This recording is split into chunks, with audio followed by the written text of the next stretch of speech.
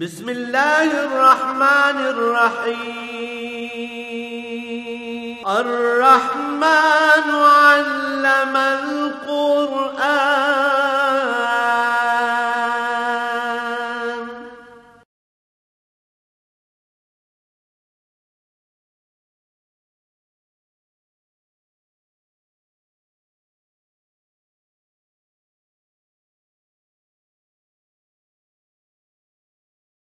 الحمد للہ رب العالمین والصلاة والسلام علی حبیبہ محمد وآلہ وصحبہ اجمعین۔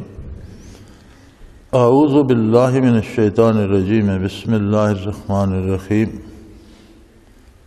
وَإِذْ أَوْحَيْتُ إِلَى الْحَوَارِيِّينَ أَنْ آمِنُوا بِي وَبِرَسُولِي قَالُوا آمَنَّا وَاشْهَدْ بِأَنَّنَا مُسْلِمُونَ۔ اذ قال الحواریون یا عیسی ابن مریم هل یستطیع ربک ان ینزل علینا مائدۃ من السماء قال اتقوا اللہ ان کنتم مؤمنین قالوا نريد ان نأکل منها وتطمئن قلوبنا ونعلم ان قد صدقتنا ونکون علیہا من الشاہدین۔ قال عیسی ابن مریم اللہم ربنا انزل علینا مائدۃ من السماء تکون لنا عیدا لاولنا وآخرنا وآیۃ منک وارزقنا وانت خیر الرازقین۔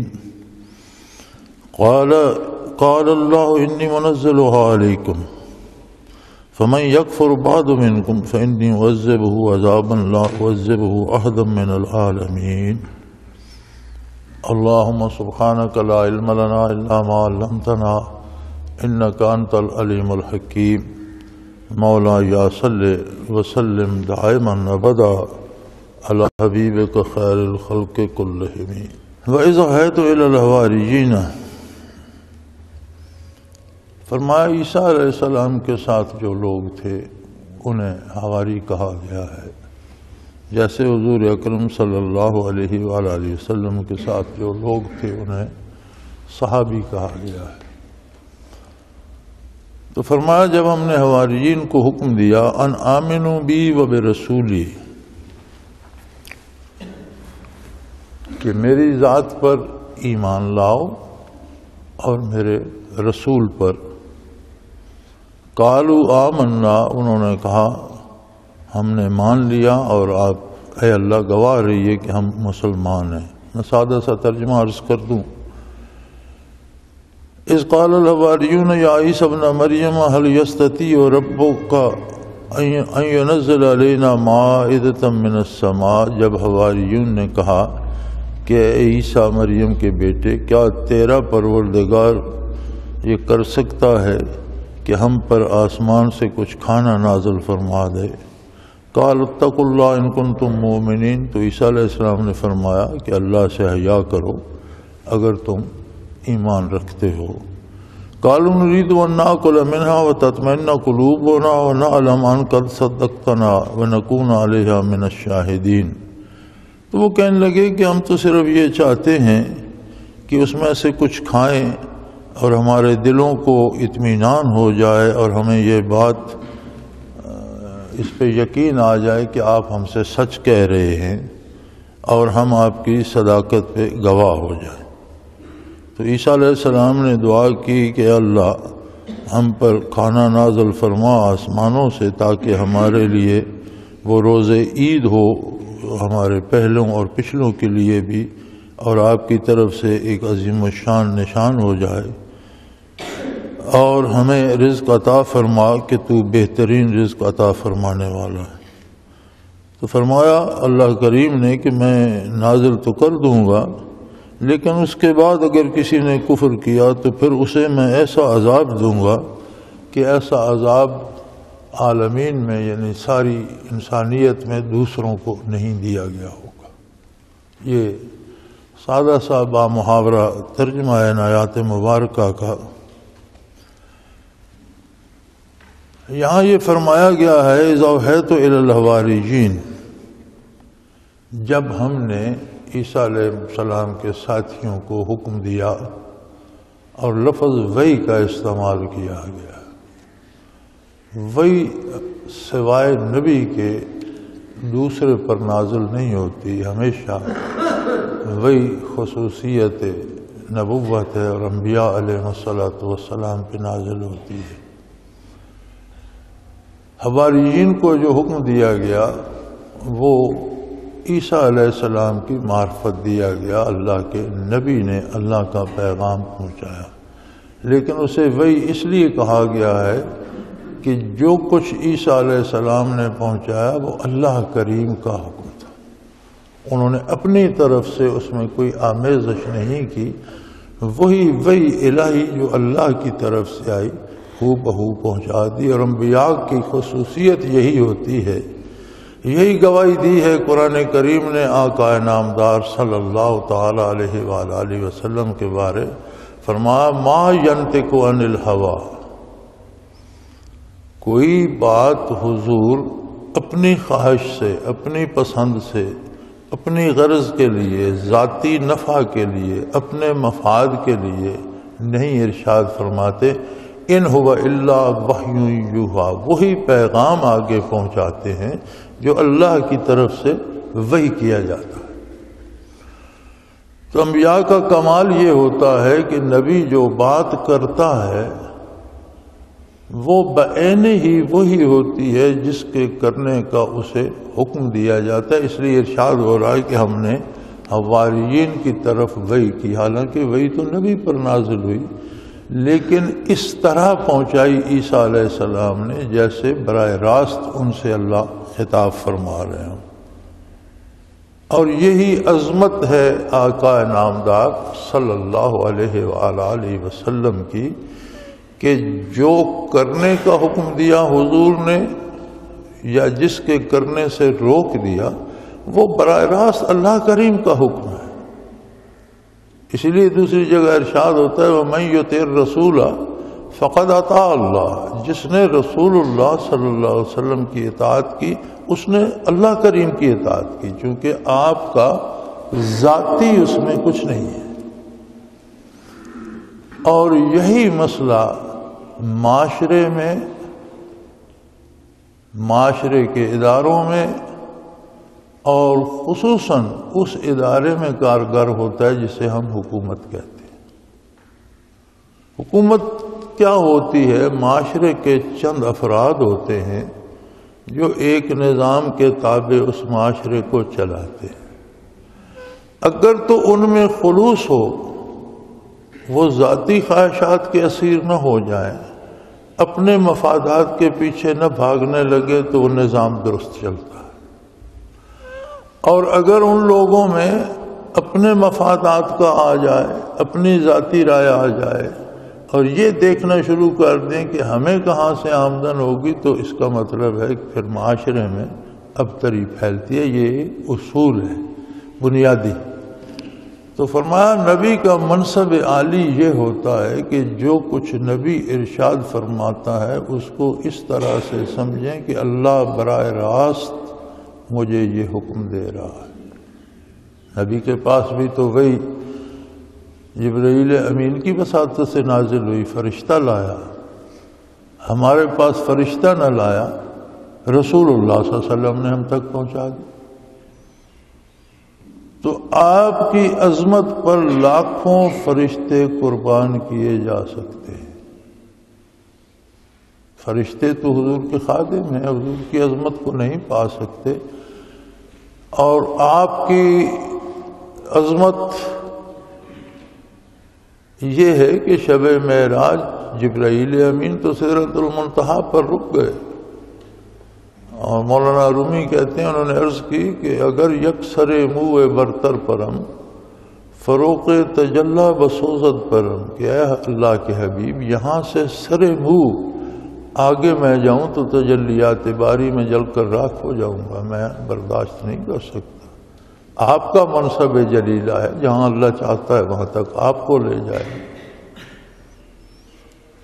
تو گویا ارشادات نبوی کو یا دین اسلام کو یا دین اسلام کے احکامات کو، اوامر و نواہی کو یا ان خبروں کو جو دین نے دی ہیں آخرت کے بارے، جنت و دوزخ کے بارے، انسانی تاریخ کے بارے، گزشتہ اقوام کے بارے یا آئندہ حالات کے بارے، جو کچھ ہمارے پاس اس کتاب میں ہے، قرآن حکیم میں ہے، اس کو اس طرح سے لیں کہ اللہ کریم مجھے یہ حکم دے رہا ہے۔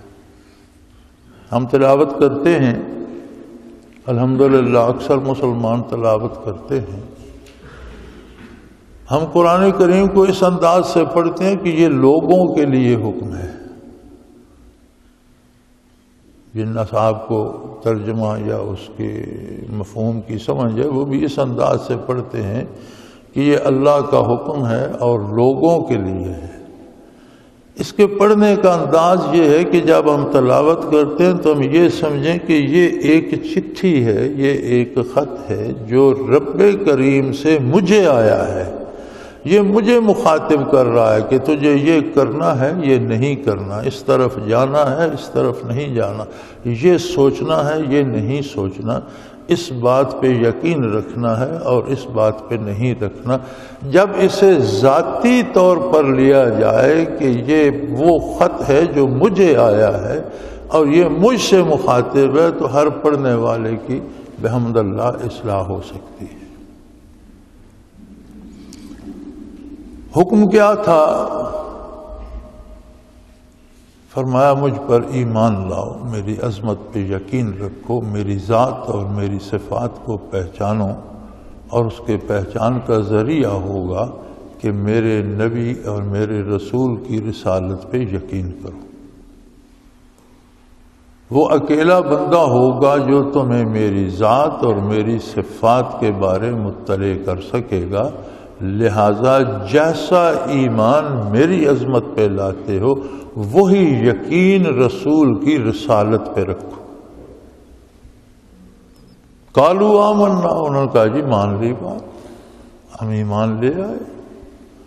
واشہد باننا مسلمون، اے اللہ تو اس بات کا گواہ رہنا کہ ہم ایمان لے آئے، ہم نے بات مان لی۔ یہ بات تو تھی کہنے کی حد تک۔ دو چیزیں ہوتی ہیں، ایک بات ہم کرتے ہیں، جسے مخاطب کیوں کہتے ہیں جی آپ کی بات مان لی۔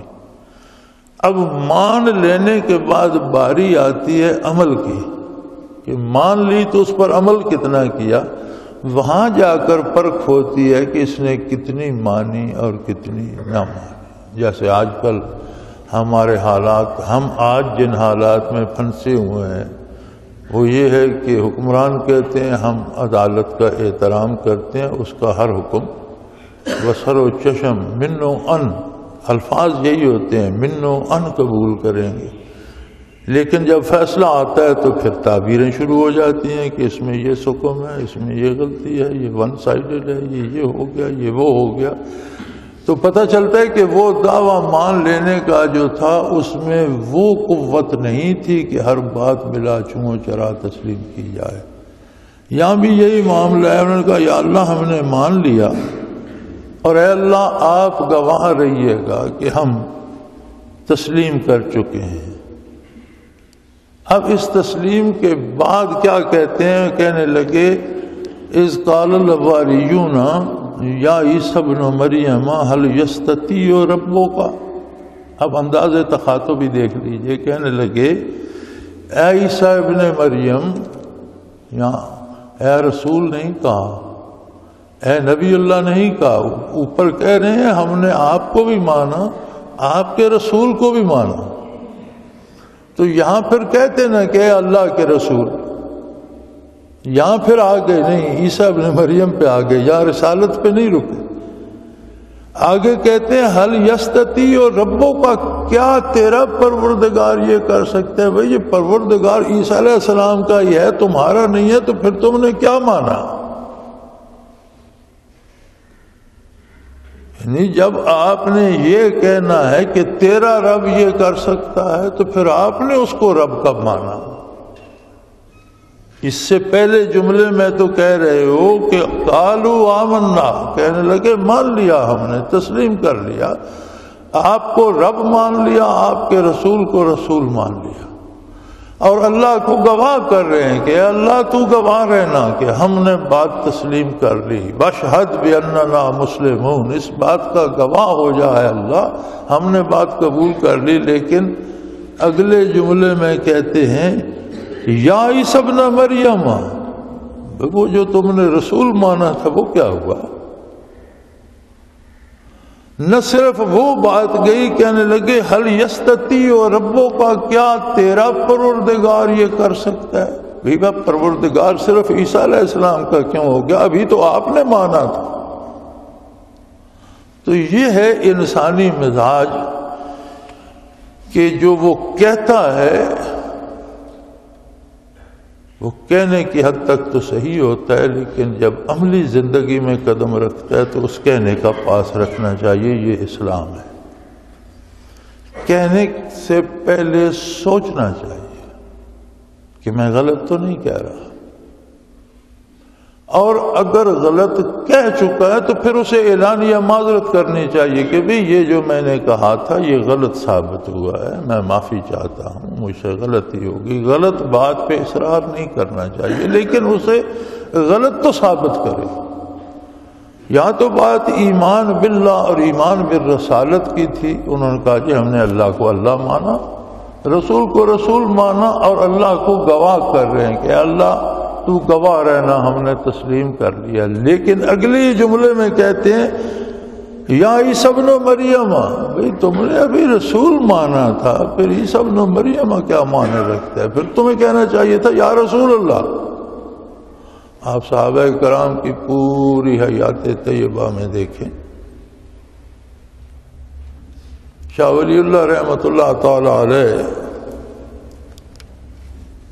بڑی ایک عجیب بات لکھتے ہیں، کہتے ہیں صحابہ کرام کی زندگیوں کا مطالعہ کیا جائے تو یوں لگتا ہے کہ یہ خاص لوگ اپنے رسول کی اتباع اور اپنے رسول کی اطاعت کے لیے اللہ نے خصوصی طور پر پیدا کیے تھے، کہ زندگی کے کسی لمحے میں نہ شک کا اظہار کرتے ہیں نہ تردد کا۔ جو ارشاد ہوتا ہے اس پہ کمر بستہ ہیں، جو حکم ہوتا ہے چل پڑتے ہیں، کوئی نہیں پوچھتا کہ اس میں کیا مصلحت ہے، ایسا کیوں ہونا چاہیے۔ بلکہ زندگی میں بے شمار واقعات ملتے ہیں کہ کوئی آیہ کریمہ نازل ہوئی۔ اب عرب جو تھے اہل زبان تھے اور وہ پڑھنا لکھنا نہیں جانتے، لیکن زبان دانی میں انہیں کمال حاصل تھا۔ پڑھنا لکھنا کم لوگ جانتے تھے، تھوڑے لوگ پڑھنا لکھنا جانتے تھے، لیکن جو لکھنا پڑھنا نہیں جانتے تھے وہ بھی اہل زبان تھے۔ اور عام گھر کی کنیزیں اور خادمائیں بات میں ایسے شعر کہہ دیتی تھیں بات پہنچانے کے لیے، جو آج تک بھی عربی ادب کا سرمایہ ہے۔ امام شافعی رحمۃ اللہ کی بہت بعد کی بات ہے، ایک شخص ان سے ملنے آیا، عبداللہ نام تھا اس کا، تو اس کی ایک آنکھ میں سفیدی تھی۔ تو حضرت آرام فرما رہے تھے تو کنیز نے اسے لوٹا دیا کہ تو حضرت کے آرام کا وقت ہے، تو کل کسی وقت فلاں وقت سے پہلے آنا، ملاقات ہو جائے گی۔ تو اس نے کہا پھر میرا بتا دینا کہ عبداللہ حاضر ہوا تھا، ہم بتا دوں گے۔ تو جب وہ امام صاحب اٹھے تو اس نے عرض کی جا عبداللہ، تو وہ حیران ہوئے کہ یہ عبداللہ کیا ہے، عبداللہ آیا ہوگا۔ تو اس نے عرض کی حضرت فی عینہ نقطہ، اس کی آنکھ میں نقطہ تھا اس لیے میں عبداللہ یعنی ایسے ایسے علمی لطیفے کنیزوں کے ملتے ہیں کہ اس نے کہا فی عینہ نقطہ، تو اس کی آنکھ میں ایک نقطہ تھا اس لیے میں، وہ عین میں نقطہ ہو تو غین ہو جاتی ہے، اس لیے میں عبداللہ پڑھ تو ساتھ بندے کی شناخت بھی کرا دی کہ جس کی ایک آنکھ میں سفیدی ہے وہ عبداللہ آیا تھا۔ تو اس نے عرض کی جا عبداللہ یعنی کنیزیں اور خادم ایسے ایسے علمی لطیفے کہہ دیتے تھے۔ اب آیہ کریمہ نازل ہوئی قرآن کریم کی، حضور نے پڑھ کے سنائی اور پوچھا کہ سمجھا اللہ نے کیا فرمایا ہے؟ تو بڑے بڑے فاضل اہل علم ادب سے واقف شعر سے واقف، ادب کے فنون سے واقف، تاریخ سے واقف، انصاب کے ماہر کہتے تھے اللہ و رسولہ عالم، اللہ اور اللہ کا رسول ہی بہتر جانتا، جو آپ فرمائیں گے وہی اللہ نے فرمایا ہے، ہم کوئی رائے نہیں دیتے۔ یعنی پوری زندگی صحابہ کرام کی پہ آپ نظر دوڑائیں، یار عجیب بات ہے، حکم ہوتا ہے کہ مار کھاتے رہو، بولنا نہیں، اور 13 برس گزر جاتے، ہر کلمہ گو صرف مار کھا رہا ہے اور کہتا کچھ نہیں، 13 برس گزر جاتے۔ اب 13 برس کی مار کھانے کے بعد صلہ کیا ملتا ہے؟ اچھا یار یہ نہیں رہنے دیتے تو گھر چھوڑ دو، چلے جاؤ، جائیدادیں چھوڑ دو، جو مال کمایا ہے چھوڑ دو، رشتہ دار چھوڑ دو، عزیز و اقارب چھوڑ دو، ہجرت کر جاؤ۔ کوئی نہیں پوچھتا کہ یا رسول اللہ 13 برس ہم نے مارے کھائے، اللہ ہر چیز پہ قادر ہے، جو چاہے کر سکتا ہے۔ حق تو یہ تھا کہ کافروں کو سزا دیتا، الٹا ہمیں خانہ بدوش کر رہا ہے، خانہ بدر کر رہا ہے، شہر بدر کر رہا ہے۔ کسی نے پوچھا؟ کہیں تاریخ میں ملتا؟ کسی نے نہیں پوچھا۔ ہجرت کر گئے، مدینہ منورہ میں 3000 گھروں کا شہر تھا، مدینہ النبی صلی اللہ علیہ وسلم۔ کئی آبادیاں تھیں، بہت سی آبادیاں یہودیوں کے پاس تھیں، منافقین کے پاس، جو نبی کریم صلی اللہ علیہ وسلم کے زیر سایہ آیا شروع میں، جہاں حضور تشریف لے کے، یہ 3000 گھروں کا شہر تھا۔ اب وہاں بیٹھے، حکم ہوتا ہے بدر میں جانے کا، 313 جن میں کچھ ضعیف ہیں، کچھ بچے ہیں۔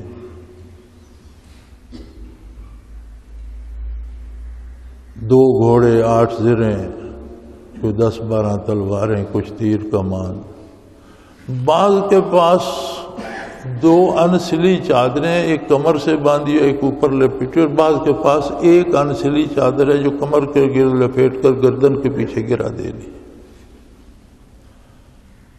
کھانے کو 5-5 کھجوریں ملتی ہیں۔ یہ جنگ کا ماحول ہے۔ 1000 کا جری لشکر اہل مکہ کا آ جاتا ہے، حضور کہتے ہیں مقابلہ ہوگا اس کا۔ کوئی نہیں پوچھتا یا رسول اللہ کس سے لڑیں گے؟ نہ ہتھیار ہے، نہ تلوار ہے، نہ کوئی زرہ ہے، نہ سواری ہے، نہ کچھ کھانے کو ہے۔ ہم 313، وہ 1000، مسلح، بہترین اسلحہ، کھانا وافر، راشن وافر، تعداد زیادہ، اور سارے جنگجو اور ٹرینڈ لوگ۔ پوچھا نہیں کسی نے، سر تسلیم خم ہے جو مزاج یار میں۔ اب یہ اللہ کی مرضی کہ اس نے 313 کو فاتح قرار دے دیا اور 1000 کو شکست دے دی۔ 70 کافر مارے گئے، 70 قید ہو گئے، 14 مسلمان شہید ہوئے۔ یہ ہوتا ہے حق اطاعت۔ یہاں ہمیں یہ نظر آ رہا ہے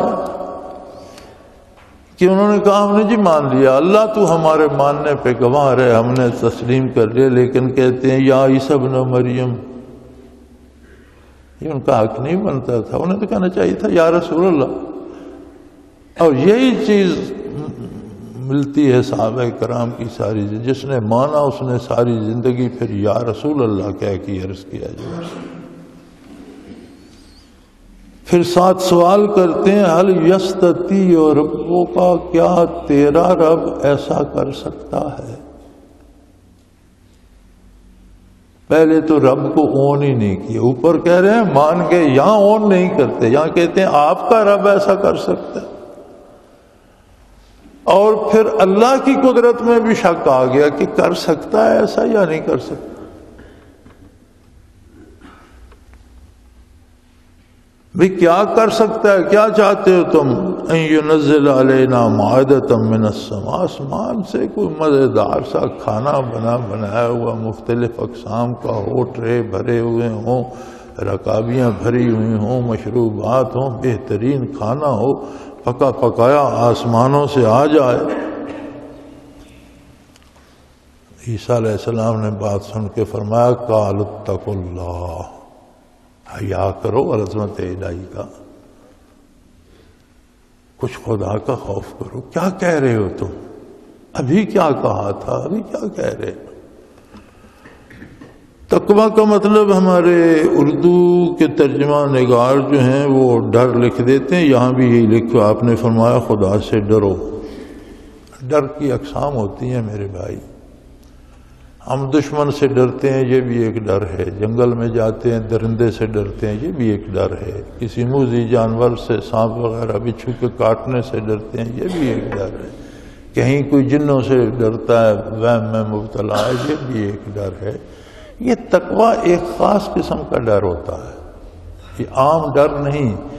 ایک ڈر یہ ہوتا ہے کہ آپ کا میرا کسی کے ساتھ تعلق ہے، رشتہ ہے، دوستی ہے یا رشتہ ہے، بھائی ہے، باپ ہے، بیٹا ہے، ہم بات کرتے وقت یا کام کرتے وقت یہ ضرور سوچتے ہیں کہ میری اس بات یا اس کام سے وہ خفا تو نہیں ہو جائے گا، یہ جو بات میں کرنے لگا ہوں یا جو کام میں کرنے لگا ہوں، کیا اس سے میرے والد ناراض ہو جائیں گے؟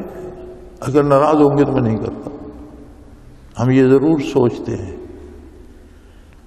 یہ رشتہ اگر اللہ سے استوار ہو جائے کہ جو میں کہنے چلا ہوں یا جو میں کرنے چلا ہوں کہیں اس سے اللہ میاں خفا تو نہیں ہو جائیں گے، یہ ڈر جو ہے اسے تقویٰ کہتے ہیں۔ یعنی تعلق میں دراڑ آنے کا جو ڈر ہے اسے تقویٰ کہتے ہیں، ہر ڈر تقویٰ نہیں ہے۔ تو فرمایا اتقوا اللہ، جو اللہ سے ابھی ابھی رشتہ جوڑا ہے اس کا کچھ خیال کرو۔ یہ جو بات تم کر رہے ہو یہ اپنوں والی تو نہیں، غیروں والی بات کر رہے ہو۔ ابھی ابھی تو اللہ کو اپنا رہے تھے، ابھی ابھی بات غیروں والی کر رہے ہو۔ اگر تم ایمان پہ ان کنتم مؤمنین، اگر اپنی بات پہ قائم ہو کہ ہم ایمان لے آئے تو پھر اس پہ قائم رہو۔ پھر یہ کیا مطلب ہے کہ کلمہ بھی پڑھ لیتے اور کہتے ہو جی اللہ کا دیا ہوا نظام تو قابل عمل نہیں ہے، یہ مشکل ہے، اس پر عمل نہیں ہو سکتا، تو پھر کلمہ پڑھنے کی کیا ضرورت ہے؟ کسی ایک طرف رہو۔ کیوں رشتہ جو اب جوڑا ہے رشتہ تو اس کا پاس رکھو۔ پھر انہوں نے کہا تعویلیں تو ہوتی ہیں، ہر بندہ پھر اپنی بات کی تعویل گھڑتا ہے، تعبیر نہیں کہنے لگے جی ہم مانتے تو ہیں، بس ہم یہ چاہتے ہیں قالوا نريد ان ناكل منها وتطمئن قلوبنا، ہم چاہتے ہیں کہ آسمان سے کھانا نازل ہو، ہم اسے کھائیں پئیں، ہمارے دلوں کو یقین ہو جائے، اطمینان ہو جائے، ہم تسلی کے لیے چاہتے ہیں، ہمارے دلوں کو تھوڑی سی تشفی ہو جائے کہ اللہ ہر چیز پہ قادر ہے۔ اور نعلم، یہ بھی پتہ چل جائے ان قد صدقتنا، کہ آپ نے ہم سے سچ بولا ہے۔ سبحان اللہ و بحمدہ۔ اللہ کریم بہت حلیم، بڑا بردبار ہے، اور اسی کی شان کو زیبا ہے کہ وہ مخلوق کو رزق دے رہا ہے اور پال رہا ہے۔ اور یاد رکھیں اس نے ایک وقت دے دیا ہے، فرصت دے دی ہے، تب تک ہی بندہ موج کر سکتا ہے، جب وقت آئے گا تو بڑی سخت جواب طلبی ہوگی، پوچھا جائے گا ایک ایک جملے، ایک ایک حرکت کے بارے۔ فرمایا اس بات کا بھی پتہ چل جائے کہ آپ ہم سے سچ بول رہے ہیں، کمال ہے۔ یعنی اگر آسمان سے کھانا نازل نہ ہو تو اس کا مطلب ہے اللہ کا رسول معاذ اللہ جھوٹ بول رہا۔ کیسی عجیب بات۔ لوگوں کو فائدہ کیوں نہیں ہوتا؟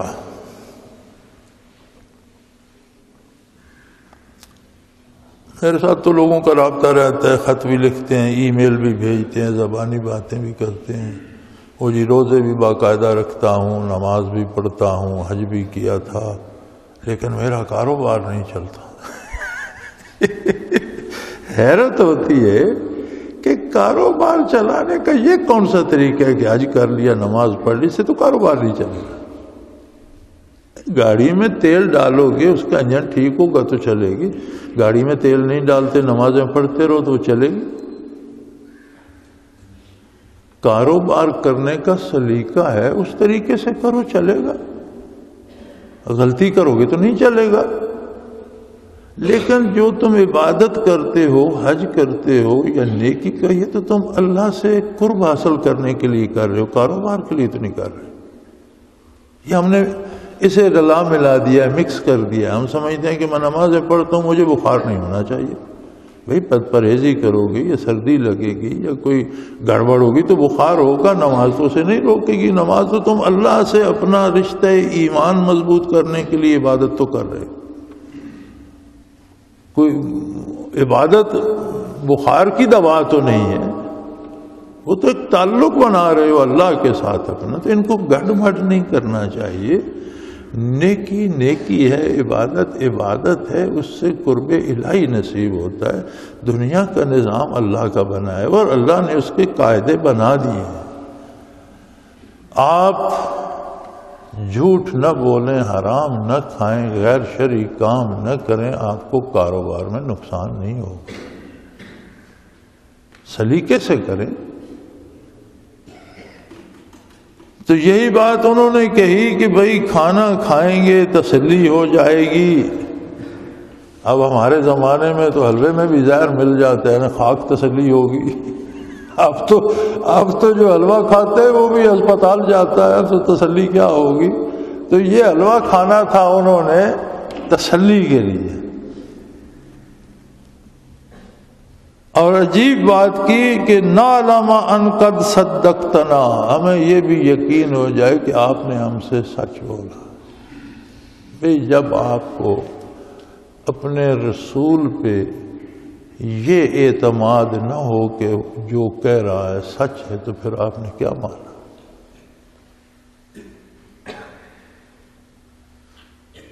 اور یہی عجیب بات انہوں نے کی، وَنَكُونَ عَلَيْهَا مِنَ الشَّاهِدِينَ، پھر ہم اس بات کے گواہ ہو جائیں گے کہ نہیں جی اللہ بھی سچا ہے، رسول بھی سچا ہے۔ رسول اللہ نے دعا کی، عیسیٰ علیہ السلام نے دعا کی، اللہ کے رسول نے، آسمانوں سے کھانا آ گیا، ہم نے کھایا، پھر ہم اس کے گواہ ہو جائیں گے۔ اللہ کے حوصلے بھی بہت وسیع ہیں، اور اللہ کے رسولوں کے حوصلے بھی اور عظمت بھی بہت وسیع ہے۔ یہی حال ہے کہ ہمیں اہل اللہ سے برکات کیوں نصیب نہیں ہوتی؟ اس کی وجہ یہ ہوتی ہے کہ ہم اپنے ذاتی لالچ میں اس قدر پھنسے ہوئے ہوتے ہیں کہ ہمارے پاس بندے کی پرکھ ہی نہیں ہوتی۔ نبی علیہ الصلوۃ والسلام سے کسی نے گزارش کی تھی کہ یا رسول اللہ صلی اللہ علیہ وسلم، آپ تو ایک مخصوص وقت کے لیے دنیا میں جلوہ افروز ہیں، آپ پردہ فرما جائیں گے، اللہ کا نظام ہے، ہر کوئی جا رہا ہے، آپ بھی تشریف لے جائیں گے۔ بعد میں زمانے گزریں گے اور لوگ آئیں گے، لوگ مختلف دعوے کریں گے، لوگ پتہ نہیں کیا کیا کہیں گے، تو لوگوں کے لیے کیا معیار ہوگا؟ کس کو اللہ کا بندہ سمجھیں، کس کو آپ کا متبع سمجھیں، کس کے ساتھ رہیں؟ آپ صلی اللہ علیہ وسلم نے بڑا خوبصورت مختصر سا اصول بیان فرمایا کہ جس بندے کے پاس بیٹھ کر اللہ یاد آئے اس کے ساتھ رہو۔ آپ نے یہ نہیں فرمایا کہ جس کے پاس جاؤ تو کاروبار بڑھ جائے، جس کے پاس جاؤ تو نوکری مل جائے، جس کے پاس جاؤ تو بیماری ٹھیک ہے، نہیں۔ فرمایا جس بندے کے ساتھ لگو تو تمہیں اللہ اللہ نصیب ہو جائے، اللہ کی یاد آ جائے، جسے دیکھ کر خدا یاد آئے، جس کی باتیں سن کر اللہ کی یاد آئے، اس بندے کے ساتھ رہنا۔ تو اہل اللہ کی پہچان یہ ہے کہ آپ ان کے قریب ہو کر دیکھیں تو آپ کو بھی اللہ یاد آ جائے تو یہ بندہ صحیح ہے۔ ہم یہ سمجھتے ہیں کہ ہم کسی بزرگ کے پاس جائیں تو ہمارے دنیاوی کاروبار درست ہو جائے، صحت درست ہو جائے، فلاں کام ہو جائے، فلاں ہو جائے، یہ تو معیار نہیں ہے۔ دنیا کی دولت تو دنیا دار بھی دے سکتا ہے، کروڑوں روپے کوئی کافر بھی دے سکتا ہے، اس میں پھر نیک اور بد کی پہچان کہاں رہے گی؟ لیکن اللہ کی یاد وہیں نصیب ہوگی جو اللہ کا بندہ ہو۔ تو اس معیار سے جب ہم ہٹ جاتے ہیں تو پھر ہم اللہ کے بندوں سے بھی برکات حاصل نہیں کر سکتے۔ چنانچہ عیسیٰ علیہ السلام نے دعا کے لیے ہاتھ اٹھا دیے، ربنا انزل علینا مائدۃ من السماء، عرض کی بارے الہ تو قادر ہے ہمارے لیے آسمان سے کھانا نازل فرما دے۔ کہنے والوں نے کہا تھا کہ آپ کی سچائی کی بھی پرکھ ہو جائے گی، قدرت باری پہ بھی یقین ہو جائے گا اور ہم گواہ بن جائیں گے۔ اللہ کے رسول نے بات بدل دی، یہ بات مناسب نہیں تھی، اسے بدل دیا۔ انہوں نے عرض کی یا اللہ ہم پر کھانا نازل فرما، تکون لنا عیدا لاولنا وآخرنا، ہماری قوم جب تک رہے گی اسے تیرے شکر کے اور تیری بڑائی کے ذکر کے طور پر یوم عید کی طرح منائے گی۔ دیکھو بات کرنے میں کتنا فرق ہے، وہ بھی وہی کھانے کا مطالبہ کر رہے تھے، اسی کھانے کا جو ہے دعا عیسیٰ علیہ السلام نے بھی کی۔ وہ کہہ رہے تھے ہمیں پتہ چل جائے گا کہ بات سچی ہے، یہ کہہ رہے نہیں ہمارے لیے وہ روز روز عید ہو جائے گا، اللہ ہم اس دن ہر سال اس دن تیرا بہت زیادہ شکر ادا کیا کریں، اور وہ دن ہمارا عید کا دن۔ عید سے مراد ہوتا ہے ایسا خاص دن جس میں عظمت الہی کا بہت زیادہ اظہار کیا جائے اور اس پہ اطمینان اور خوشی، پاک صاف ہونا، ستھرے کپڑے پہننا، خوشبو لگانا اور اللہ کے حضور سر بسجود ہونا، یہ عید ہے۔ اور اسلام میں صرف 2 عیدیں ہیں، ایک رمضان کے بعد وَلِتُكَبِّرُوا اللَّهَ عَلَى مَا هَدَاكُمْ، تاکہ تم اللہ کی بڑائی بیان کرو جس نے تمہیں ہدایت نصیب، اور ایک عید قربان جس میں ابراہیم علیہ السلام کی سنت کے مطابق ہم قربانی کرتے ہیں۔ اسلام میں صرف 2 عیدیں ہیں، ان 2 عیدوں کے علاوہ جتنی عیدیں ہیں یہ یار لوگوں نے حلوہ کھانے کے لیے بنائی ہوئی ہیں، ان کا کوئی شرعی ثبوت نہیں، نہ یہ حضور کے عہد میں منائی جاتی تھی، نہ صحابہ کے عہد میں منائی جاتی تھی، نہ سلف صالحین کے عہد میں منائی جاتی تھی،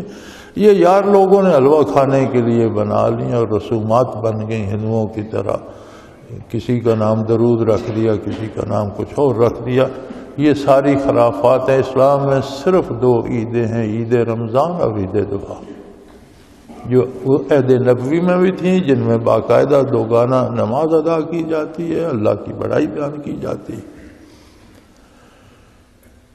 اور ایک دفعہ ایک یہودی نے سیدنا فاروق اعظم رضی اللہ تعالی عنہ سے عرض کیا کہ ایک آیت جو قرآن کی ہے، اليوم اکملت لکم دینکم واتممت علیکم نعمتی ورضیت لکم الاسلام دینا، یہ آیت اگر کبھی ہم پہ نازل ہوئی ہوتی تو ہم ہر سال اس دن کو عید مناتے۔ یہ اتنی بڑی بات ہے، آپ مسلمانوں نے اسے عام بھی لیا تو وہ مسکرائے، انہوں نے کہا تو بے وقوف ہے۔ تو یہ پتہ ہے یہ آیت کریمہ کہاں نازل ہوئی تھی؟ یہ یوم عرفہ کو میدان عرفات میں نازل ہوئی تھی، اور ہر سال یوم عرفہ کو روئے زمین کے مسلمان، دنیا بھر کے مسلمان عرفہ میں جمع ہوتے ہیں، یوم عرفات کو اللہ کا شکر ادا کرتے۔ پھر اس دن جمعہ بھی تھا، حجۃ الوداع کے روز جب حضور میدان عرفات میں تھے تو اس روز جمعہ بھی تھا، تو فرمایا ہر جمعے کو مسلمان ہر آبادی میں اللہ کا شکر ادا کرنے کے لیے نماز جمعہ ادا کرتے۔ تم تو سال میں ایک عید بناتے، ہماری تو ہر ہفتے یہ عید ہوتی ہے کہ جمعہ بھی باقاعدگی سے ادا کیا جاتا ہے، وہ روز جمعہ تھا۔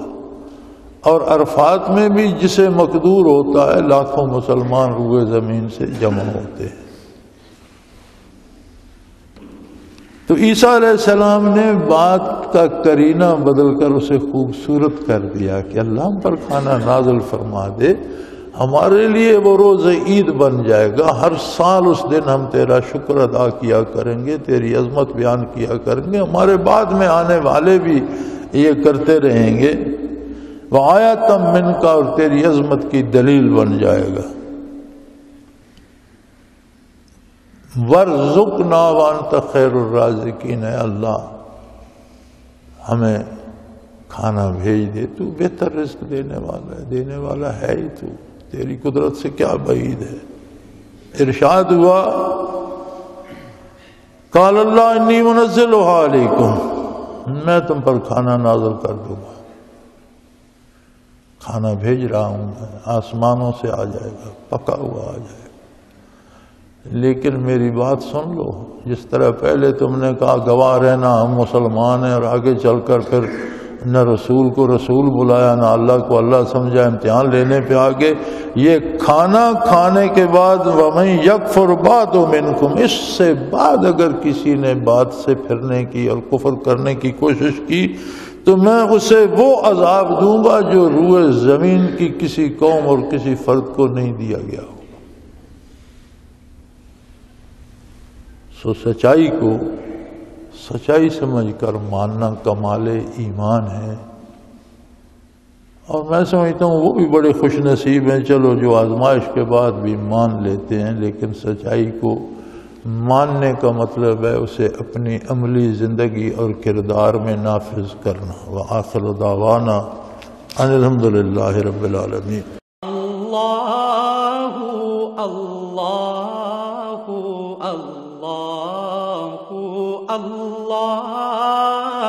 اللہ اللہ اللہ اللہ۔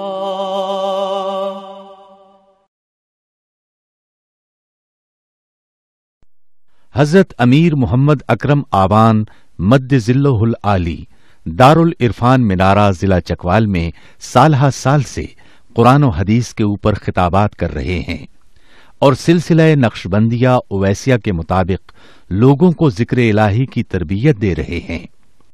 وہ قرآن پاک کی تفسیر ترتیب وار بیان کر رہے ہیں۔ تفسیر قرآن کو وہ موجودہ ملکی اور بین الاقوامی حالات کے مطابق بیان کرتے ہیں۔ موٹر وے سے کلر کہار کے انٹرچینج سے نکلتے ہوئے، کلر کہار کی جھیل سے ہوتے ہوئے، میانی، بوچھال اور نور پور سے گزرتے ہوئے دارالعرفان منارہ پہنچ سکتے ہیں۔